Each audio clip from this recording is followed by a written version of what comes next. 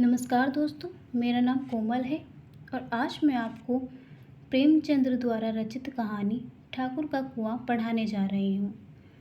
प्रेमचंद ने इस कहानी के माध्यम से भारतीय जाति प्रथा की सबसे घृणित परंपरा छुआछूत के कारण तिरस्कार, अपमान और मानवीय अधिकारों से वंचित जीवन जी रहे अछूतों की सामाजिक और आर्थिक स्थिति को अभिव्यक्त किया है।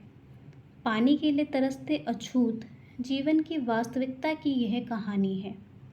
हमारे भारतीय समाज में जाति प्रथा के कारण गैर बराबरी, अभाव, विपन्नता, तिरस्कार, उत्पीड़न को सह रहे तमाम अछूत वर्ग की त्रासदी को इस कहानी के माध्यम से आप समझ सकेंगे। तो आइए चलिए शुरू करते हैं कहानी ठाकुर का कुआं। तो सबसे पहले हम बात करते हैं इस कहानी के मुख्य पात्रों की। इस कहानी के जो मुख्य पात्र हैं वो कौन कौन से हैं? पहला जोखू,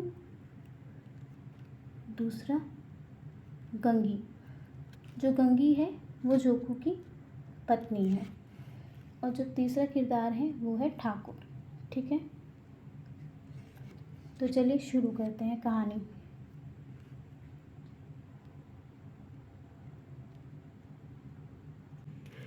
जोखू बीमार है और प्यास के कारण बेहाल है। गंगी कल रात जो पानी भर लाई थी तब उसमें बांस नहीं थी, लेकिन जब दूसरे दिन जोखू पानी पीने लगता है तो उसमें से सड़ी हुई बांस आती है। गंगी उसे पानी पीने से रोक देती है। उसे डर है कि कहीं जोखू और ज़्यादा बीमार ना हो जाए। वह ताज़ा पानी भर लाने की बात करती है, लेकिन जोखू उसे मना कर देता है कि ठाकुर के कुएं पर कौन चढ़ने देगा, नाहक हाथ पांव तुड़वा आएगी। इसलिए उसे वह चुपचाप बैठी रहने के लिए कहता है।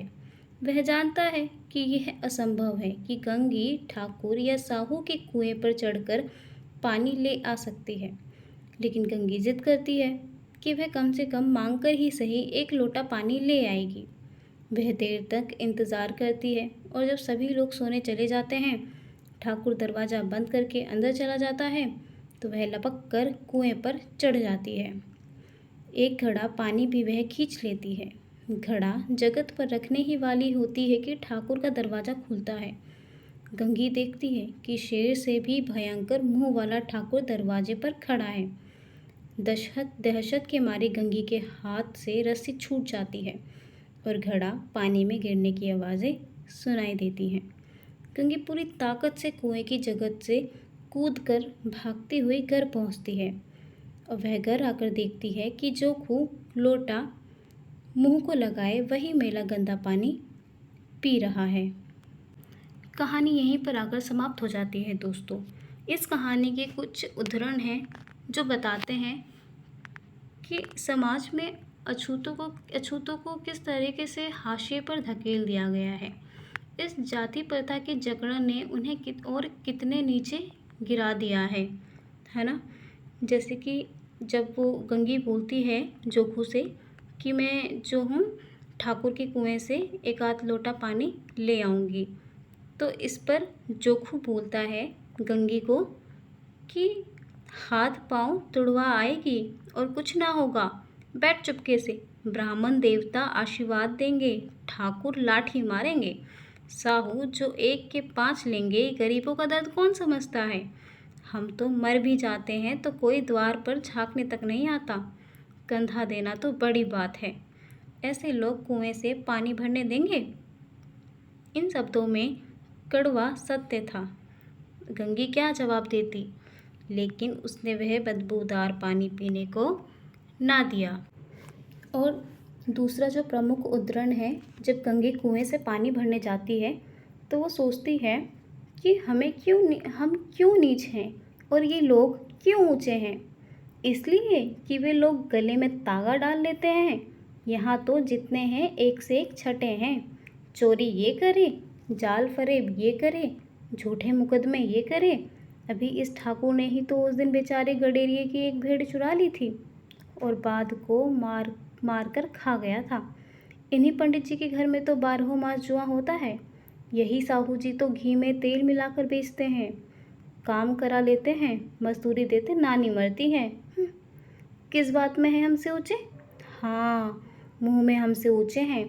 हम गली गली चिल्लाते नहीं ना कि हम ऊँचे हैं। हम ऊँचे कभी गाँव में आ जाती हूँ तो रस भरी आँखों से देखने लगते हैं, जैसे सबकी छाती पर सांप लौटने लगता है। परंतु घमंड यह है कि हम ऊँचे हैं। तो दोस्तों, इन दोनों ही उदाहरणों से हमें ये पता चलता है कि एक छुआछूत समझने समझे जाने वाली जाति को किस तरह से हमारा समाज देखता है। विशेषकर हमारे समाज के वो उच्च उच्च वर्ग के लोग जो खुद को सबसे ऊंचा समझते हैं, है ना।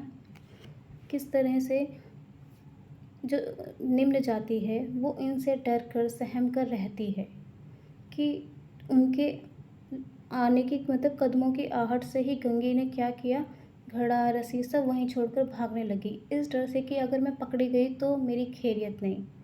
और वहीं पर जब वो घर जाकर देखती है कि जोखू वही गंदा पानी पी रहा है। मतलब कितनी ही दयनहीन दशा है, मतलब कितनी दयनीय दशा है इनकी, कि मतलब इस स्तर पर ये लोग आ गए हैं कि इनको मतलब इतना ये सब चीज़ें करनी पड़ जा रही हैं। और हमारा समाज का एक वर्ग इनके बारे में बिल्कुल भी नहीं सोचता है। मतलब कितनी त्रासद स्थिति है इनकी। तो चलिए, आज ये कहानी हम यहीं ख़त्म करते हैं। अब इसका दूसरा पार्ट मैं लेकर आऊँगी जिसमें हम इसके क्वेश्चन आंसर्स की जो है डिटेल में समझेंगे। इससे संबंधित जितने भी प्रश्न हैं जो पेपर में आए हैं या इग्नू के पेपर में आए हैं, उसकी चर्चा हम उसमें करेंगे। धन्यवाद दोस्तों।